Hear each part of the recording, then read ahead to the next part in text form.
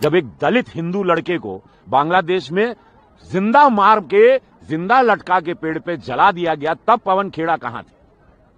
जब एक दलित हिंदू लड़के को बांग्लादेश में, उनके प्रिय देश में जला दिया जाता है, तब ये कांग्रेसी, तब ये पवन खेड़ा टाइप के लोग, तब ये विरोधी लोग कहां थे?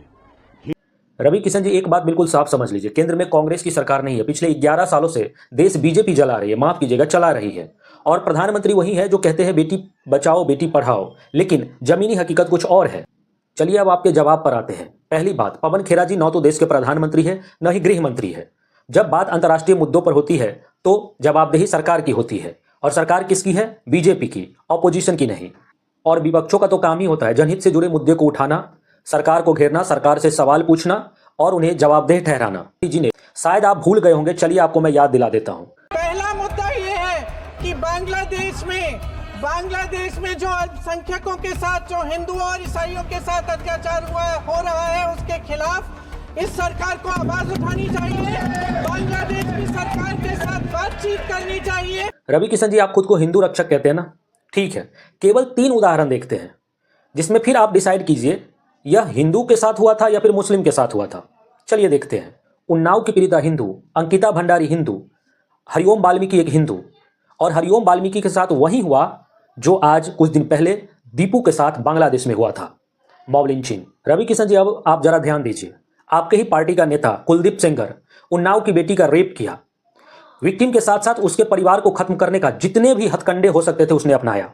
उत्तराखंड की अंकिता भंडारी, वह डूबने से नहीं मरी थी, बल्कि उसका मर्डर किया गया था क्योंकि उसने आपके एक नेता को।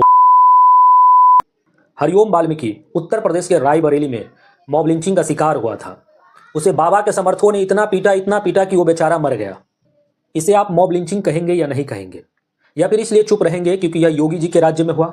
गलत। अपराध कहीं भी हो, चाहे वह बांग्लादेश में हो या फिर भारत में हो, वह अपराध ही होता है। अगर आप दीपू के लिए आवाज उठा रहे हैं तो आपको हरिओम वाल्मीकि के लिए भी आवाज उठाना पड़ेगा और उसके लिए भी लड़ना पड़ेगा।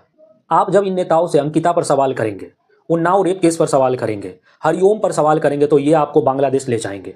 वहां पर इनको हिंदू खतरे में दिखाई देने लगता है, भारत में इनको हिंदू खतरे में दिखाई देने लगता है।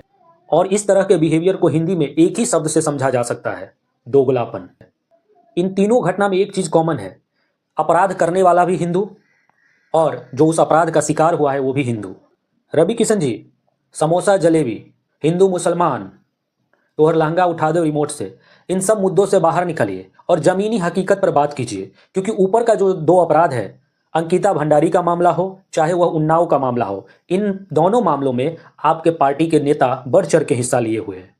हमारे देश में आलम अब यह है कि रेपिस्टों को बाहर भेजा जाता है और एक्टिविस्टों को अंदर भेजा जाता है। बाकी आप इन सारे मामलों के बारे में क्या सोचते हैं, हमें कमेंट में जरूर बताएं। Thank you.